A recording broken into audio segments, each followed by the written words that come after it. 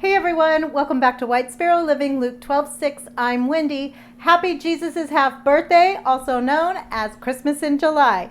Today we're doing some Dollar Tree DIYs for your Christmas home decor, so you have a long time to get ready and make these projects. Today I'm so excited to be doing a mega collaboration with 10 other people. I'll tell you more about that in just a little while. So now, without further ado, let's get started. Can you hear that? That's my sleigh bells ringing. So I had been hearing for a long time that Dollar Tree Plus was going to start carrying bigger and more expensive items, but I had no idea that ours had actually changed. I found these lanterns as I was on my way out. I actually only went in there for a couple of things, but I was so excited to find these. These were $3 for the smaller one and $5 for the larger one. We're going to be using this in this first project. I'm just going to take some white Christmas trees that I had. I was only able to grab one bin from our storage unit for Christmas, and this was the one that I grabbed. It had all of the bottle brush trees, so at least I got that. I got one handful of greenery. You're going to see all that in a minute, but I'm going to take these white trees because they're perfect to go against the black of the lanterns. Now you could paint these lanterns if you wanted to and just adjust it to whatever colors you're doing, but anyway, I'm just going to make sure that I have 3 staggered trees in each one of them. In the bigger lantern, I wanted those trees a little more staggered, so I'm going to lift one up with an extra piece that I put in a drawer for extra parts and pieces that I usually save for different projects if I need to lift something or add something. So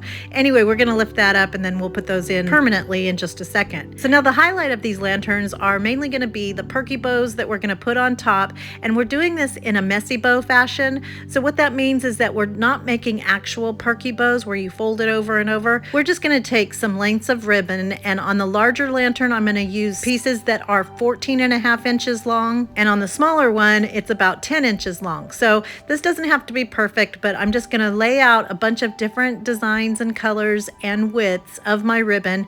These are all from Dollar Tree, and I'm just going to fold them over, twist them, and then hold them in my hand. Now I'm going to alternate the direction of how those loops go and then just start stacking them. And the hardest part of making these bows is actually holding it in my hand. So I'm going to use a little clamp from the Dollar Tree to hold the big ones together. And it's actually the smaller ones that are even harder to do because they're so little. But as you can see here, all I'm doing is folding my piece of ribbon over, and then I'm going to scrunch it in the middle and then twist the bottom, hold that in my hand, and then do the next one, fold it over, scrunch it up, twist it, and then place it in the opposite direction. And then I'm going to do that with all of my ribbon pieces, putting the wider ribbon at the bottom and then the smaller ribbons towards the top. And you definitely want to dovetail those edges before you start layering them because it's easier to see which ones you've done and which ones you haven't. And then once you have them all together, I'm going to take a chenille stem and wrap that right around the middle. Now I'm out of black chenille stems, so I wasn't able to use that, but whatever color you're attaching your bow to, that's the color that you usually want to use, just so that it's camouflaged and you can't see it. So now I'm going to attach my trees into the bottom of my lantern, and I'm going to take that first piece that I took off of another tree last year, I guess, and glue that to the bottom of this bottle brush tree and then put it in there. That way it's a little bit taller than the others and you can see it a little bit better. And you could add some faux snow to the bottom of these. I just didn't because I'm going to have to store these away again until I bring them out for Christmas. So once I got my trees all snug as a bug in a rug, I decided I needed some tails to hang down from our perky bow, well, messy bow I should say. So I just added some to that, and then I'm gonna hot glue little pieces where I squished it together to give it some more cuteness. And then I had some scrap greenery in my scrap bin, and I'm just gonna hot glue a couple of those pieces on there. When you guys see how much greenery or how little greenery I had to work with, it was a little bit of a challenge, but we made it work. And then I had this little pine cone in my scrap bin. I put that right in the middle of that greenery. And then for the little one, the trees are already staggered, so those those worked perfectly in my smaller lantern. So again, I'm going to do the same thing, but this time when I made my messy bow, I added that longer tail. And you can see where my white chenille stem would be better if it was black. And then I couldn't find another pine cone, so I just found this pretty little sparkly heart that I'm going to add to the center of that greenery. So now, knowing that Christmas is coming up, and actually any kind of project can always use fairy lights, I went onto Amazon and got a 12-pack of these. I'll have them linked in the description box below. But everything Christmas is always got to include some light, so I just wrapped those around and voila, let there be light. And here they are at night, and I think these are so pretty. There's just something so magical about those fairy lights. You can see here where it would be prettier to have the faux snow at the bottom, but here they are in the daytime where you can see all of that messy bow cuteness. I get a lot of people saying that they're not quite sure how to foof their loops the right way, so this kind of takes the guesswork out of it. And I also added some of the lights to the bows themselves. But anyway, I think this turned out so pretty, and I can't wait for you guys to see the full vignette with all of the beautiful lights just sitting there being the light. Oh my goodness, I love Christmas in July. I love these, and I hope you guys like them too.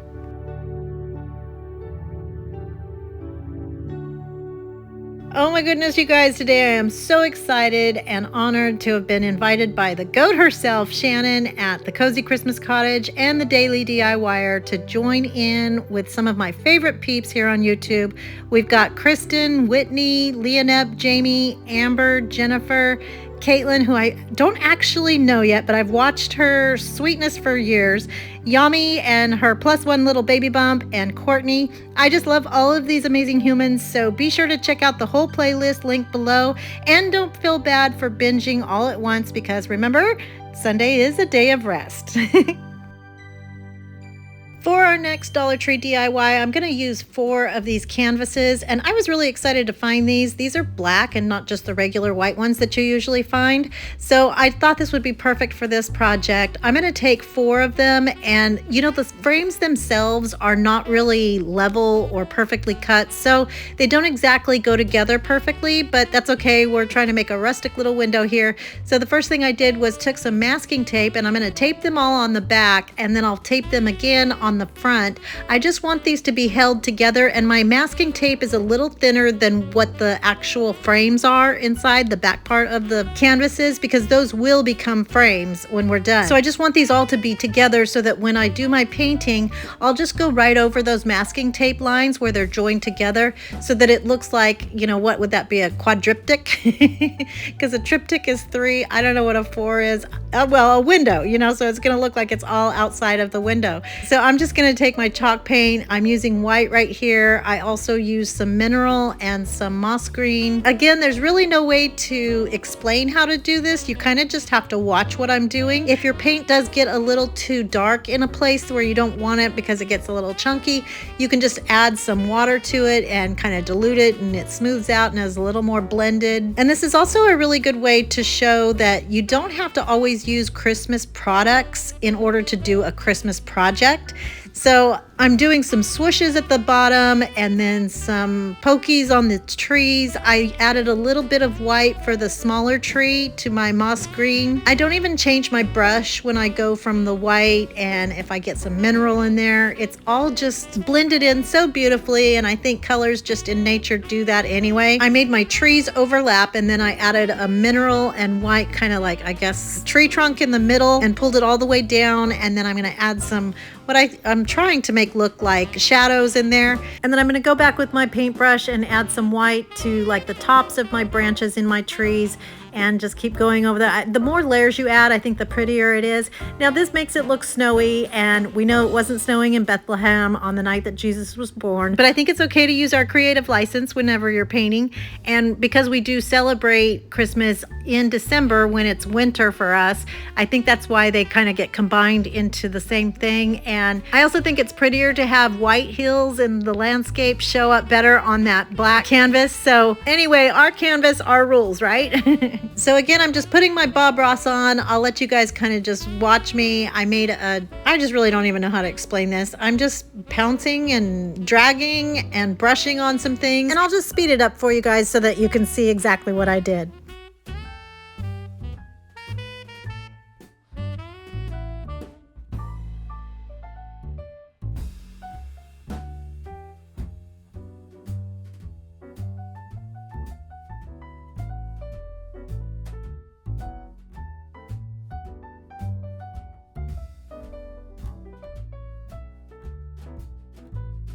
So once I got my trees all done, I'm gonna take a flat edge paintbrush and I'm just gonna make some little squares to resemble the little houses in Bethlehem up on the hill and kind of far away. I'm gonna take some black chalk paint, and at first I used a paintbrush, but then they started kind of looking like little ghosts, which is not gonna work for this project. So I ended up using the back of my paintbrush to kind of have a little bit more control. I didn't have anything that was actually really square, and I didn't have any paintbrushes that were good enough to do those little squares for the windows in my little buildings. And then just anywhere I saw fit, I would add like some shinies or some shadows. I don't know what I'm doing.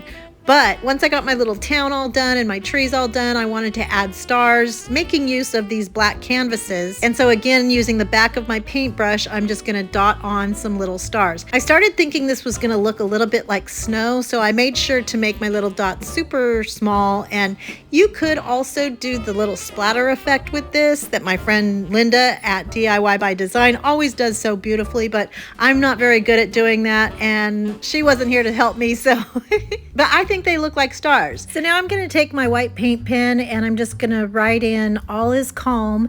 And if you have a cutting machine, you could do this and cut the words out yourself. You could do the transfer method, and so if you don't like your handwriting, just print it out on your computer and then take a piece of chalk. Since the canvas is black, you would just rub white chalk on the back and then trace it onto the canvas and then just go over it with a white paint pen. And then I did my faux calligraphy, where you just go over and make a little bit thicker the downstrokes of your words. And then I'm gonna make the Star of Bethlehem over on the left side and then fill in my sky with some more stars. So now that my painting is completely dry, I'm going to take off that masking tape and pull my frames apart. And now I'm going to take off the canvases from the wooden frames that they're attached to. So to do that, I'm going to use a flathead screwdriver and my needle nose pliers. And you should probably try to get a screwdriver that's kind of sharp. You know, it's very flat at the end so that you can nudge your way under those staples just to lift it up a tiny bit. And then once it comes out a little bit, you can use your needle nose pliers to pull them on out. And then you see we're going to put it right on top of our paintings and staple them from the back. So before we do that, to get our frames ready, I'm going to paint these with some white, but I am going to let some of that pretty raw wood show through. So I'm just doing a dry brush effect with my white chalk paint and getting those all nice and pretty.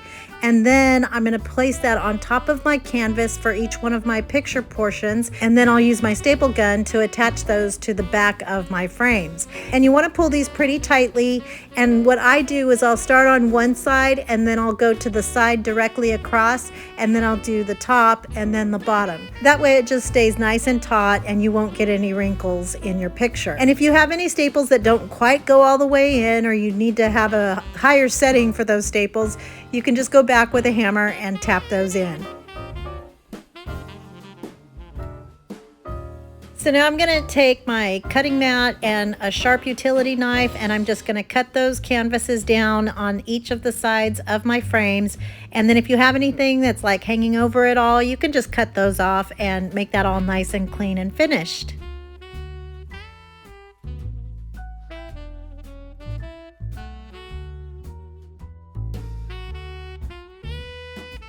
And then to make sure that my trees lined up, I'm going to put them on top of each other so that I can see that they do in fact go right on top of each other and they're not all cattywampus. So now it's time to put our window together, and again going back to the original issue of not having perfectly even sides or level sides, I'm going to take some wood glue and attach 2 and 2, and then I'll put all 4 of them together. But once I put my glue in there, I'm going to flip it over and then use my staple gun and make sure that the crease is right in between where my staple's gonna go. So one side's gonna catch one frame and then the other side's gonna catch the other frame, if that makes sense. So I'm gonna do that for the bottom 2 and then the top 2, and then I'll bring them both together to make one full window. Now the sides of these frames were pretty flat and came together really well, but I didn't want to put any hot glue in between there because then there would be another little gap, which we are going to take care of that gap in just a second. So again, to give it some more reinforcement, I'm going to take some craft sticks and glue them onto the back of my canvases, and that's going to keep it all nice and together. But then you see the gap here is pretty darn wide, so I'm going to take some spackling and fill that in with a popsicle stick and get it all nice and filled in.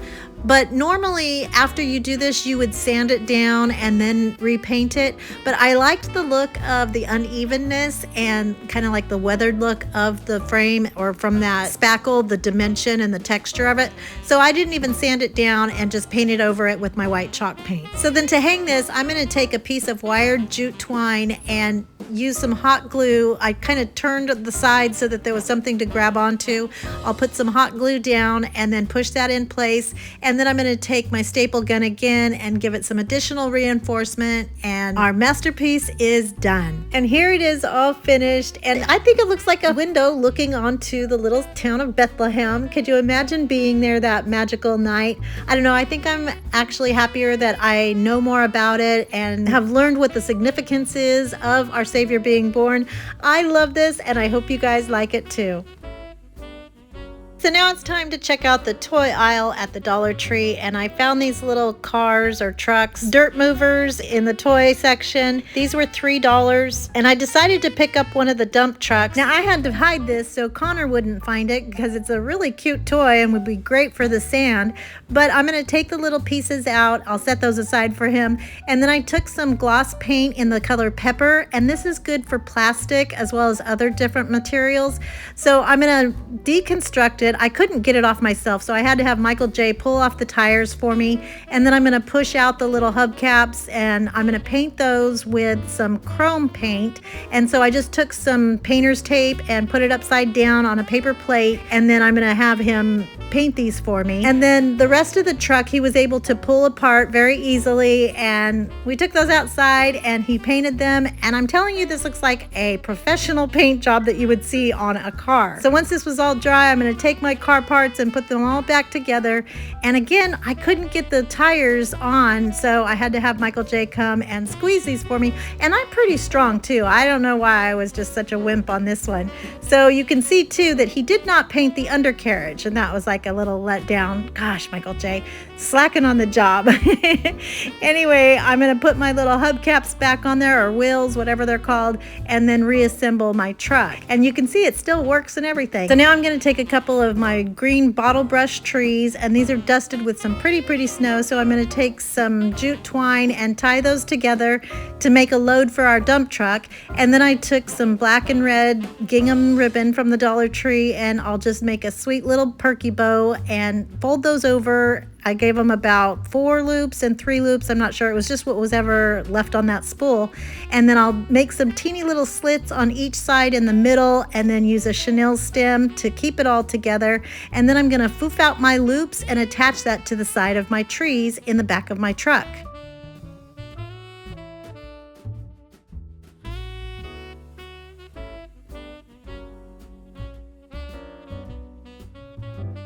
So again, I didn't have all of my items that I needed for Christmas crafting, but I had this tree that I'm going to just take a couple of the branches off and make that into a little round wreath for the front of our truck. And normally I would use one of those wired stems, you know, the greenery stems that they have at Christmas time. They're just all way packed far in the back of my storage unit, so I wasn't going to be able to get to those, but this is another way of using these little trees.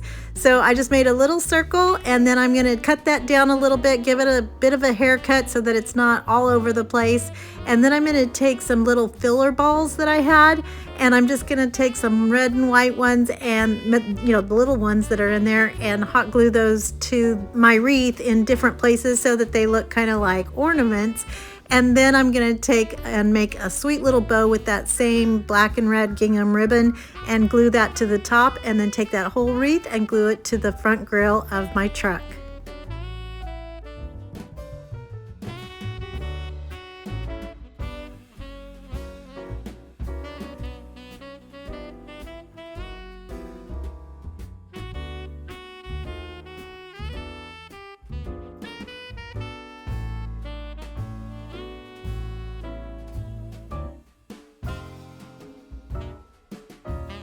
And then just to add some more fairy light magic, I wrapped a strand around our little trees and then popped that into the back of the truck, and the little battery pack you can just tuck right in there under the trees as well, so you can't even see it. And here it is all finished, and you can see I'm staging it with our beautiful lanterns that we made, and I think this is so adorable. And Michael J just started a dump truck company, so he wanted me to put the logo on the side of the truck. I didn't do that, but this project became very special. You always see the little red trucks. Well, this is the little red dump truck. I love this, and I hope you guys like it too. For this next project, I'm going to be using a pizza pan and an arrow. I picked these up a while back from the Dollar Tree. This was the regular priced things, but it came with two. I'm just going to use the white one, and I'm going to use my little cutter tool that I'll have linked in the description box below to cut that down. I'm going to cut it even further. I just wanted to make sure I didn't have to deal with that little end piece so that I could get my measurements and see where I wanted to put this, because you could always take more away, you just can't add. So I'm going to find the middle of my pizza pan, and then I'm taking a nail and my holy wood, and I'm going to make a little hole right in the center. Oh, and it magically became red because I also sent this outside to be painted by Michael J. And then I'm going to take my arrow. I'm going to use my Athena Lady Jane drill to cut a hole where I need that, and then I also drilled a hole in the center of a little wooden snowflake. I'm going to use that to kind of be the lifter for our little arrow. You could use a washer or a heart or anything else. I just found this in my stash, so I just didn't want my arrow to scratch my pizza pan when I turn it. And then I'm going to make my final cut for my arrow. But before I attach it, I'm going to put some words onto my platter using my white paint pen again. And of course you can use your vinyl cutting machine if you have one, or you can do it by hand. The thing with this is that it's a little bit slippery because it's a gloss finish on this paint. So I was a little bit scared, and some of my letters are a little bit shaky because it slides so easily. So then I'm gonna wait for those words to dry before I go back with my faux calligraphy and those downstrokes. So I'm gonna add my numbers now. So because I'm gonna do 24, I'm gonna put the 24 at the top and then the 12 at the bottom, and then I'll go in between those and put my 9 and my 18, and then that makes it easier to go in between there to do the in-between numbers, and then they're nicely spaced out and perfect all the way around.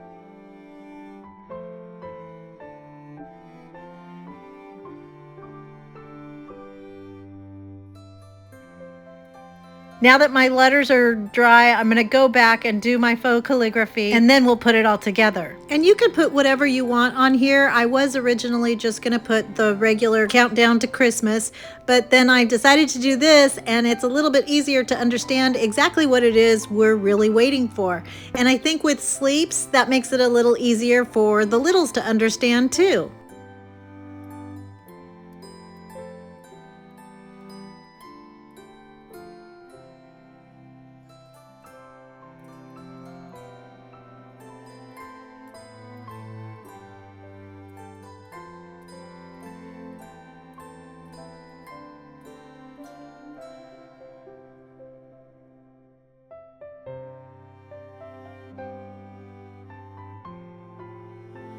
So now to attach our arrow, I'm going to take a piece of floral wire, and I'm using my needle nose pliers to make a little curly Q at the top so that it won't go through the hole that we just drilled.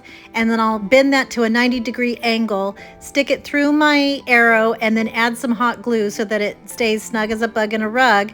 And then I'm going to take another snowflake that doesn't have a hole in it and put that right on top. I'm actually going to change this out. You'll see that in a minute. But then that way you can't see the mechanism or the wire that's sticking out on top of my arrow. And then on the back, I'm going to do another curly Q. I'll cut that down a little bit and get that super tight and snug so that I have some tension on my arrow and it doesn't just fly around.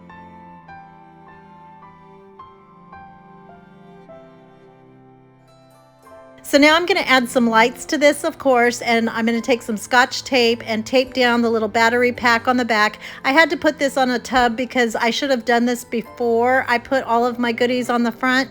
So I'll just go around that little lip of my pizza pan and make sure that I leave my battery pack sticking out so that I can just turn it off and on while it's on the wall.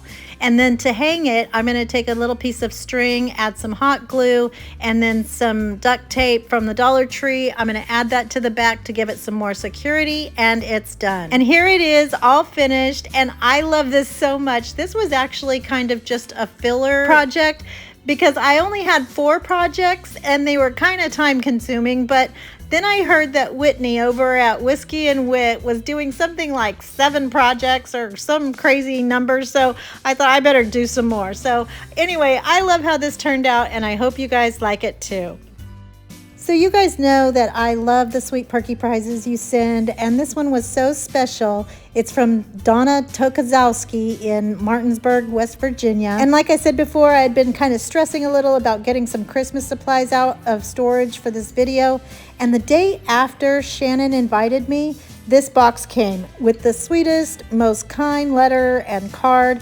And Donna knows me very well and put in her letter, and I quote, "I also know Christmas in July is coming, and I remember in one video you mentioned you couldn't find any of your Christmas supplies. I made sure to include some of them for you." So I ended up not using them except for my little elf hat at the beginning, but I feel like Jesus through Donna just took that stress and said, "Don't worry, child, I've got you covered." And then my favorite part of this box of perky prizes was this adorable gingerbread man that Donna made for me. It says, "Jesus loves me," with a tag that had 2 Psalms written on it and another sweet note. Oh, it was just such a blessing. So thank you, Donna, for your comforting sweetness and being the light.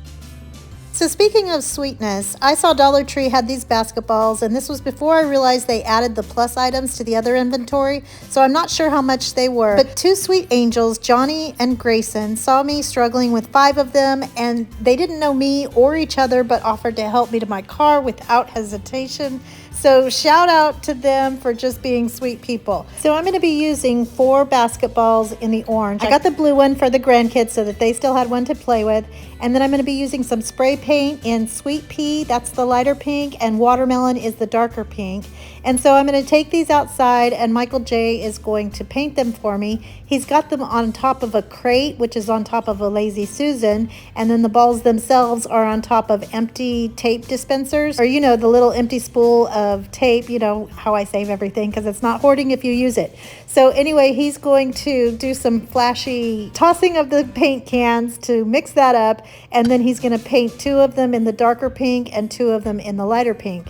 And then I'm going to take a couple of, well, actually it should have been 4, but my brain wasn't working right here. I only took 2 of the little cups and then 2 shower rings. I'm going to paint those all with my pure gold folk art paint, and this is a metallic finish, so it looks really pretty once you get a couple coats on there. Now painting plastic with any kind of paint is a little tricky, but the metallic is even trickier, so I'm going to do light coats, and I did a total of 3 coats on here to make sure that nothing showed through and it was completely covered. And I'll do the same thing with my shower curtain rings, but remember you do need 4 of all of these because there's going to be 4 big ornaments. So these were so pretty after he got done painting them. Now I'm going to glue the little shower ring to the bottom of my little cup, and then I'm going to put some permanent adhesive as well as some hot glue on the lip of that. And there's just enough so that there's plenty of glue on there to keep it snug as a bug in a rug on top of my basketball. Now you'll notice that my lines are going straight up. That's by design. I want to make sure that all of those lines are going to meet in the middle under that cup, because we're going to start covering those lines with some hot glue and some jewels from the Dollar Tree, the jewel ribbon. This is the green color. And so I'm just going to follow the lines of the basketball itself and go all the way around so you get one full swing with one piece of that ribbon. So does that make sense? So you're going to go all the way around from one side all the way to the other side of that cup. So that's one piece, and then cut it off and then go to the next one. Now I did it to where they all overlap at the very bottom. So you just want to make sure that you're getting them all aligned properly so that you don't have any wonky lines. Now this jeweled ribbon comes in spools of 9 feet, and one spool was exactly what you need for one basketball to do all of those lines. So originally I only had 3 spools, and I was really bummed because I wanted it to be the 3 jewels deep, or the width of it is 3 jewels. So I was kind of bummed because I was going to have to cut down each of those ribbons and make it just 2 jewels deep. But then I found one more spool, and I thought, don't worry, child, I've got you covered. But it wasn't with the other spools of ribbon. So again, Jesus was helping me on this project. So then I came across these adorable little containers. The red ones kind of reminded me of a solo cup, but I grabbed a sage green one. And then here is a little sneak peek again of my craft room. And this is where I keep my spools and those empty tape thingies and what I use to put the balls on. But I needed something for in between so that they would hold when I stack them on top of each other. One thing I would recommend, because you know I'm always joking, it's not hoarding if you use it, but if this drawer gets full, you throw the spools out. So if no more can fit in there, you can exchange them. So if you like a spool better than another one, get rid of the one that you don't need or like, and then just as long as your drawer never becomes fuller than the one drawer. So I found these, I think these are from the inside of a roll of mesh, but I'm going to use that for some height. And then to make it heavier on the bottom, I'm going to put some rocks in there, and I'll hot glue that into the bottom center. And then I took a pool noodle and I'm going to cut that down and use some tape to hold it together to make a ring, so that when I put my ball on there, it's going to be snug as a bug in a rug. And then I used some pool noodle, a little teeny slice of it. I'm going to use that as what's going to kind of keep the balls in place between each other and on top of that spool, so there's more area to glue on. You see what I'm saying?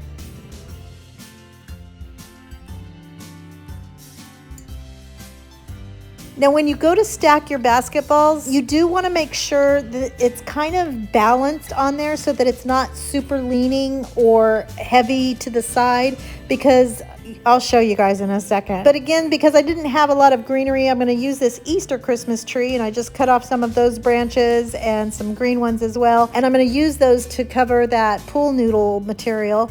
And then this is the greenery. This is the only Christmas greenery I had that was actually in full stems. I grabbed those out of my storage unit. Those were just sitting all alone by themselves. So I was really happy that I even found these, but they didn't work for everything. I think this would be super, well, I mean, I think it's super cute now, but I think it would have been even cuter if I would have had a different and more options for my greenery. But I worked with what I had, and I think it still came out super cutie patootie. But then I made little bundles with that same greenery, and I'm gonna tie it all together with some gold ribbon, and then I'll hot glue that to the top of each of my ornaments. And then I tucked some in at the bottom to flow out from underneath the bottom ornament and just draping over the side of my container. And then of course we're gonna light it up and give it some light for the Christmas season. So here's what happened overnight and why I want you to balance it, because we don't want that to happen. Oh no, we had a little boo-boo happen. So here they are, all finished, and I think these are so adorable. I think I'm going to be doing a green and pink theme outside in my front yard for Christmas. So this is giving me a head start. You know, I love me some pink and green, but I love how these turned out, and I hope you guys like them too. I hope you enjoyed these projects, and if you did, don't forget to give them a thumbs up, comment, let me know what you think. If you're not already, I hope you'll consider hitting that subscribe button down below, as well as the little bell right next to it, so that you can be notified every time I upload a brand new video. Don't forget to check out the amazing playlist that'll be linked down below. Happy Jesus's half birthday. I hope everyone has a blessed day, and remember to always be the light. Bye.